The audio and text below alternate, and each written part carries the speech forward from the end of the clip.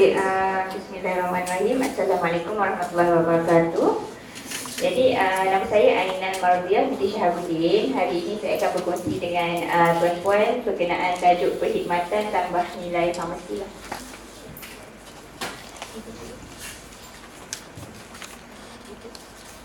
Okey, apa dia perkhidmatan tambah nilai, value added service? Biasa kita sebut PAS kan. So basically sejajar dengan rancangan Malaysia sejajar dengan rancangan Malaysia ke-11 kan. Sekarang kita punya pentadbiran adalah merakyatkan perkhidmatan kan. Kalau dulu kita duduk, kita tunggu rakyat datang jumpa kita kan. Tapi sekarang lain, kita pula nak servis kepada rakyat. So apa yang bahagian farmasi banyak berfikir adalah macam mana kita nak sampaikan perkhidmatan kita kepada masyarakat. Jadi timbullah idea perkhidmatan tambah nilai, iaitu value added service. Untuk BAS ni, dia sebenarnya adalah lebih kepada pesakit lah yang mempunyai penyakit kronik. Kerana pesakit yang ada penyakit kronik ni, dia makan ubat setiap bulan, setiap hari, setiap bulan. So benda tu berterusan kan. Kalau dia makan setiap bulan, maksudnya dia kena ambil ubat kat farmasi setiap bulan. Dia kena datang ke farmasi setiap bulan kan. Jadi kita rasa kesian jugalah. Patient pun nak bekerja kan, nak sekolah tu, kita tak tahu kan. Tapi dia kena datang setiap bulan. Apa yang kita buat ialah kita bantu mudahkan pesakit untuk ambil ubat diorang melalui perkhidmatan tambah nilai farmasi. Setakat ini kita ada 5 kategori BAS. Yang pertama, ubat melalui pos 1 Malaysia. Lepas tu kita ada sistem temu janji sama ada secara SMS, email, telefon atau fax. Kita juga ada drive-thru bukan McDonald je ada, kita pun ada juga. Kita pun ada juga sistem pendispensan ubat bersepadu. Dan yang latest, kita ada pusat pengumpulan ubat susulan setempat PPUSS. Kita tujuan BAS ni, antara kita nak kurangkan masa menunggu pesakit di kaunter farmasi. Siapa pernah ambil ubat dekat farmasi hospital kerajaan? Saya. Okey. Berapa minit tunggu? Wish, lama. Segan juga korang mengaku lama kan. Tapi tak apalah. Jadi apa yang kita fikir-fikir kita nak buat, kita tolonglah bagi ubat untuk pasien-pasien yang pesakit yang ada penyakit kronik. Kita tawarkan BAS ni. Lagi satu, kita bagi pilihan kepada pesakit. Macam tadi kita ada paparkan 5 jenis. Dan kita pastikan tujuan ni kita nak pesakit makan ubat sebenarnya. Kalau orang susah nak dapat ubat, dia malas kan nak pergi ambil ubat. So end up dia tak makan ubat. Dan itulah compliance pesakit terhadap ubat akan berkurang. Okey, ini ubat melalui pos 1 Malaysia ni merupakan satu inisiatif kerjasama dengan Pos Layu Malaysia. Di mana ubat akan dihantar terus ke rumah pesakit atau ke tempat yang pesakit naklah, ke office ke, atau ke, contohnya selalu kan anak-anak yang bawa mak kan pergi hospital. So next following ubat yang seterusnya kita hantar terus ke rumah mak. Jadi mudahkan lah.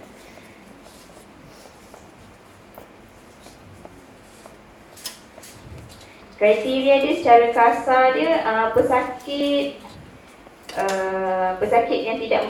tidak memerlukan kaunseling lanjutan. Ubat dia kita sarankan yang bentuk tablet lah. Kalau bentuk air bukan tak boleh, takut tumpah kan masa packing tu, masa travelling. Dan ada kategori ubat yang kita kecualikan tu lah, ubat psikotropik. Ubat psikotropik, tahu tak ubat apa? Pernah dengar tak psikotropik? Psycho pernah psycho? Okay, kalau psikotropik maksudnya ubat-ubat yang digunakan lebih pada untuk penyakit-penyakit mental lah. Ubat-ubat ni kalau orang mental makan, orang yang ada penyakit makan, dia hopefully akan jadi baik. Tapi orang yang sihat walafiat pun suka juga makan ubat ni. Sebab dia akan jadi mental juga lah. Sebab dia akan jadi high. Biasanya penyalahgunaan. So kita tak nak kita hantar ubat tu hilang di tengah jalan. Orang suli. Psikotropik. Tak payah duit dah. Dan insulin pula, isu dia adalah dia kena perlukan penyimpanan di tempat yang sejuk. So kalau packing, kita tak tahu kan suhu semasa travel. Secara umumnya cara nak gunakan UMP ni, kita jumpa doktor macam biasa. Lepas tu doktor kan tulis surat ubat, kena ambil apa semua. Kita pergi farmasi. Untuk bekalan yang pertama kita ambil di kaunter farmasi. Lepas tu kita kata next nanti kita nak minta pos ke rumah boleh? Kita kata okey boleh. So kita daftar. Lepas kita daftar, kita cuma tunggulah next month punya ubat. Cumanya kalau kita guna pos laju, kita kena bayar charge ni lah, charge kiriman. Biasa kan, beli online tambah RM3, tambah RM4 kan untuk delivery. Okey. Yang kedua, sistem tunggu janji ni, kita ada SMS, email, telefon dan fax. Basically cara dia lebih kurang kita bagi tahu kita nak datang dulu. Okey, cik kita nak datang bila-bila. So bila kita datang, kita tak payah ambil nombor tunggu lah. Kita cakap dia saya dah booking, ubat awak dah siap, ambil balik. Macam itulah. So cara kita nak bagi tahu ke farmasi tu lah sama ada melalui SMS, email, telefon ataupun fax.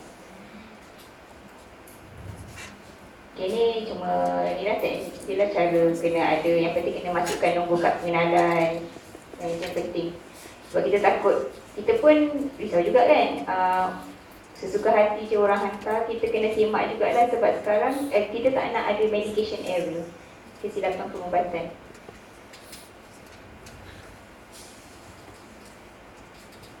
Okey, untuk beza UMP tadi dengan temu janji adalah kita kena ambil ubat tu balik kat tempat asal kita pergi tu lah. Kita pergi juga, bezanya kita tak tunggu je, kita dah booking. So ubat tu dia dah prepare terlebih awal.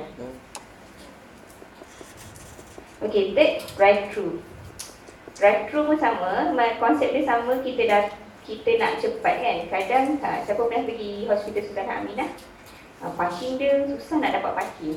Parking pun sekarang kena bayar, dulu free. Macam itulah. So ada patient yang tak nak datang setiap bulan sebab dia kata dia akan merugikan dia. Jadi kita buat farmasi pandu lalu. Okay, kalau tengok kat gambar tu, kereta lalu, kita bagi ubat atau dispense ubat terus kepada pesakit dan pesakit boleh balik rumah terus lah. Proses ni cepat dan patient pun jimat lah, dia tak payah parking, tak payah tunggu kat kaunter. Okey, kat Johor ni kita dah ada 9 farmasi pandu lalu. Siapa pernah guna? Okey, tak pernah. Okey, 9 farmasi pandu lalu. Untuk yang pertama dekat KK Mahmudia dan Hospital Sultan Aminah. So siapa yang guna perkhidmatan di dua tempat ni boleh menggunakan farmasi pandu lalu. Yang kedua, area Tebrau, Hospital Sultan Ismail, KKSI. Untuk area sini kat KK Taman U. KK Taman U ada pandu lalu. Di Muar kita ada di Hospital Muar. Kemudian di Batu Pahat pun kita ada di Hospital Batu Pahat. Di Segamat kita ada 2 dekat Klinik Kesihatan Segamat dengan Hospital Segamat, dan yang terkini di daerah Kulai iaitu di Klinik Kesihatan Kulai Besar. Okey, seterusnya SPUB, Sistem Pendispensan Ubat Bersepadu. Untuk SPUB ni dulu yang isu dia adalah contohnya kita duduk dekat daerah yang kecil, contoh Mersing. Tapi kita kena jumpa doktor pakar tu dekat Hospital Sultan Aminah dekat Johor. So kalau Mersing nak pergi Johor je tak bulan, berapa lama perjalanan? Pernah tak pergi Mersing? Jalan ada highway ke? Tak ada highway, jalan dia macam ni kan. So kalau nak pergi tiap-tiap bulan rasanya stress kot. Jadi apa yang kita cadangkan adalah sistem pendispensan ubat bersepadu, di mana kita jumpa doktor di hospital asal, lepas tu kita dapat ubat di hospital asal. Ubat yang seterusnya, farmasi hospital asal akan hantar ke Mersing. So kita ambil kat Mersing je. Macam itulah. Patient tu pesakit tak perlu nak pergi Johor setiap bulan. So dia boleh ambil dekat dengan rumah dia sahaja. Ini konsep untuk SUP. Okey. Ini cara dia boleh baca lah. Okey, yang terakhir, pusat pengambilan ubat susulan setempat. Yang ini sebenarnya dicadangkan oleh kita punya yang YB, Menteri Kesihatan kita lah, Datuk Subramaniam. sejajar dengan perkhidmatan dan merakyatkan perkhidmatan. Tadi kita dah bagi beberapa cara kan. YB kata tak nak, tambah lagi. Tambah cara, saya tak nak ada orang kat farmasi, semua ubat terus sampai je. Jadi muncullah idea ni, pusat pengumpulan ubat susulan setempat. Kat sini caranya adalah dia lebih kurang lah, nak cakap lebih kurang juga dengan SPUB tu. Maksudnya kita ambil ubat kat tempat yang berdekatan dengan lokasi yang kita nak lah.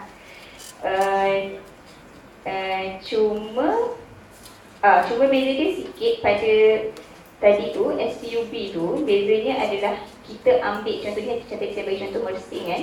Bila kita pergi kat Mersing tu, kita kena pergi juga dekat farmasi ambil nombor beratur jugalah.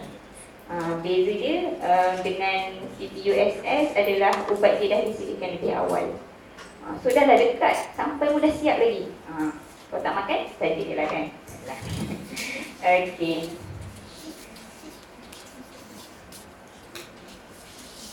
Basically ni adalah syarah adil sekiranya kita nak panduan memilih bas mana yang kita nak. Rasa boleh baca kot nanti. Cuma satu je yang obvious adalah UMPU post saja yang berbayar. Yang lain semua free. Isunya, bukan isu lah, tak semua klinik dan hospital menawarkan semua bas tadi. Macam contoh, pandu lalu tu cuma 9 tempat kan. So daripada 100 lebih fasiliti kesihatan ni, 9 je yang ada pandu lalu. So tak semua tempat ada semua bas. Dan kita kena daftar dulu dah.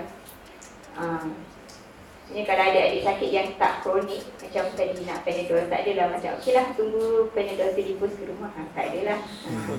Silalah jumpa doktor sendiri dan dapatkan ubat sendirilah. Okey, dan isu dan cabaran kita. PTG ni saya ada kepilkan kat sini, ada Seminar Hall N28a buatkan ada kepilkan minit mesyuarat yang dia bacakan sikit lah.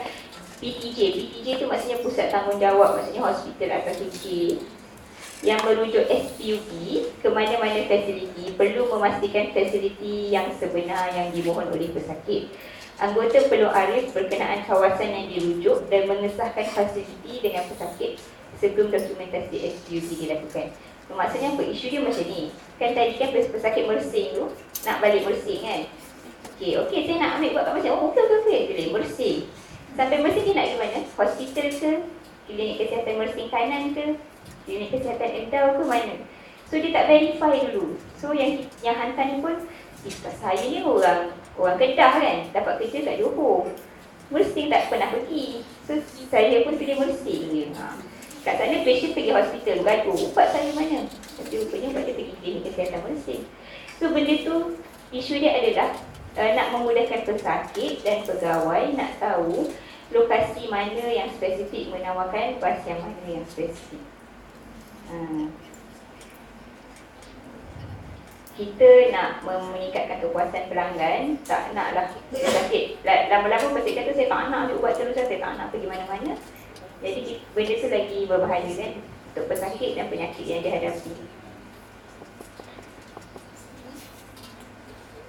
Jadi kita berharap sekiranya ada aplikasi yang dibangunkan mengenai bas, aplikasi itu dapat mengelakkan kekeliruan anggota dan pesakit, dapat meningkatkan kepuasan pengguna, dapat mempromosikan perkhidmatan ini secara tidak langsung dan juga kalau boleh dapat integrate. Tak tahulah boleh ke tak boleh, tapi integrate dengan Waze kan. Macam contoh Mersing tadi terus kita boleh cari kat mana. So patient pun tak sesat, kita pun tak sesat lah. Okey, yang ni tambahan sekiranya boleh menggabungkan lah, boleh dipikirkan elemen yang boleh digabungkan adalah kalkulator PCM. Cuma ni kan ada app kit paracetamol calculator ni dah dibangunkan lah, cuma ni satu app ni cuma ada satu fungsi je. Sekiranya boleh dimasukkan bersama, maksudnya tak perlulah satu apps yang baru lah, dimasukkan elemen dalam apps yang sama. PCM calculator hanya terdapat untuk aplikasi Android sahaja sekarang. Okey, itu saja. Kita ada apa-apa isu nak tanya ke? Soalan ke? Siapa lepas ni nenek ke mak ke ada ambil ubat kan kronik kan? Boleh cadangkan dia ambil ubat lah dekat farmasi.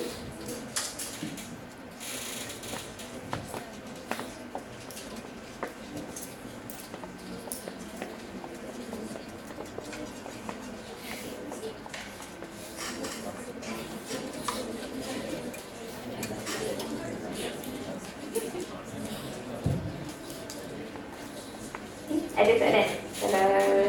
Kalau saya tak dapat jawab, Puan Rauda boleh jawab. Kalau tak, seorang lagi Cik Hazwan boleh jawab juga.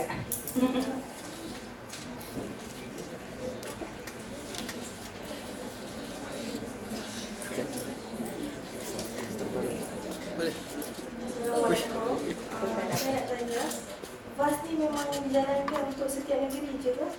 Maksudnya negeri tu untuk negeri tu saja? Dia boleh melangkau negeri. Contoh macam SPB tu lah. Bulan depan saya balik kampung 3 bulan nak ambil ubat kat kampung, kan negeri lain. Boleh. Boleh. Okey, terima kasih. Sama-sama.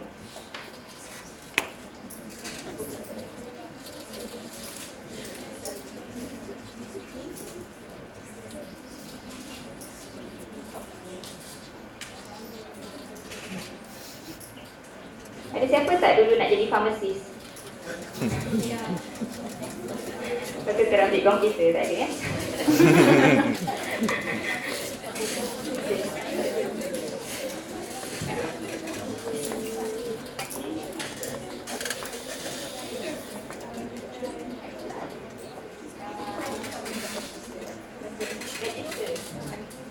Tak, untuk register, yang kali pertama sebab semua ubat ni, yang kali pertama dia mesti ambil ubat di kaunter. So dia register di kaunter. SMS yang email saya itu adalah untuk the next ubat. Email apa?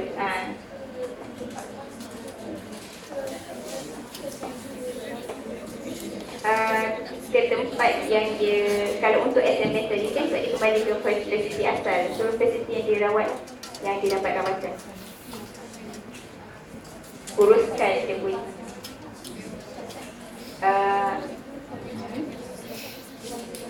Oh, okey. Masa daftar tu kita dah declare dah dia nak guna yang mana. Jadi dia sambung balik dia punya tu je lah. Lepas dia susah.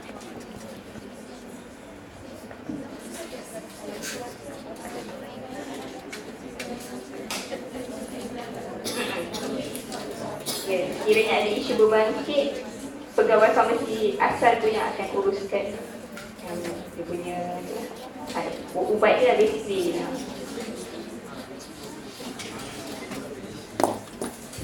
Assalamualaikum. Waalaikumsalam. Adakah setiap bas perkhidmatan bas menggunakan sistem register yang berlainan ataupun sama? Stakatnya berlainan. Semua Isunya stakatnya berlainan. Setelah kita orang ada fikir-fikir juga, sekiranya boleh buat macam bila patient tu daftar, dia dapat dia punya kod kan, QR code ke barcode ke yang standard tu, bila dia scan lah macam tu, dia nak tu dia scan dia boleh lah, tapi tak tahulah. Itu pun nama ada kreativiti adik-adik semua. Terima kasih.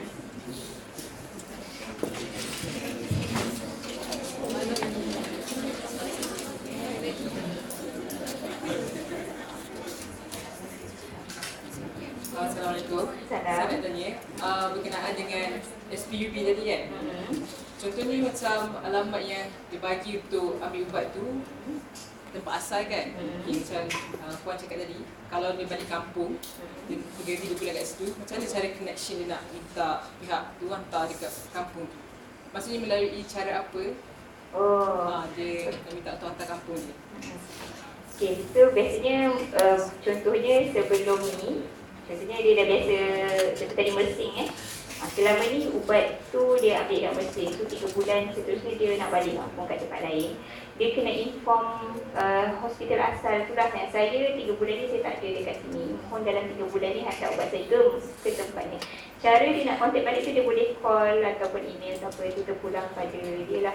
Yang penting pada fasiliti yang merujuk dia tu, yang duduk dia ke mana.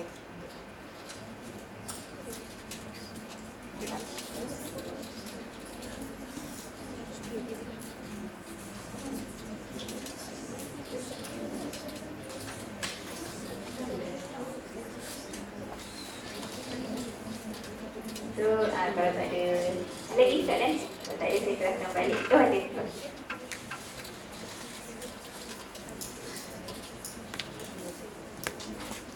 Assalamualaikum dan selamat pagi.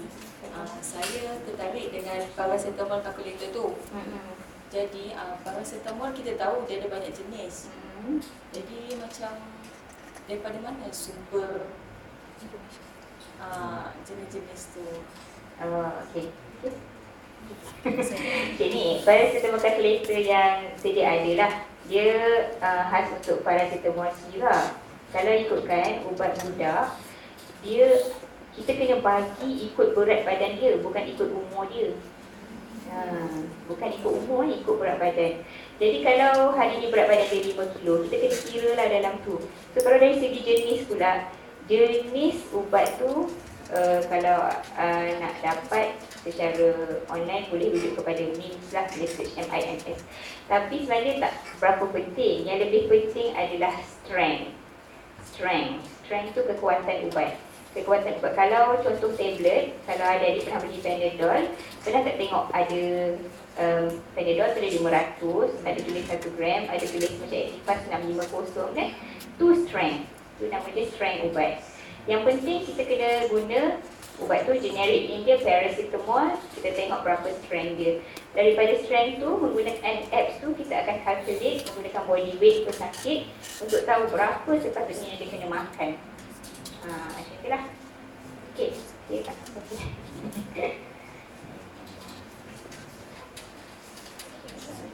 Menarik kan? Farmasi kan? Menarik.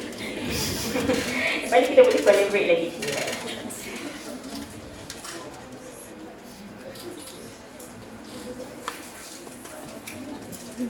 So, ikut, jadi saya serahkan kepada doktor.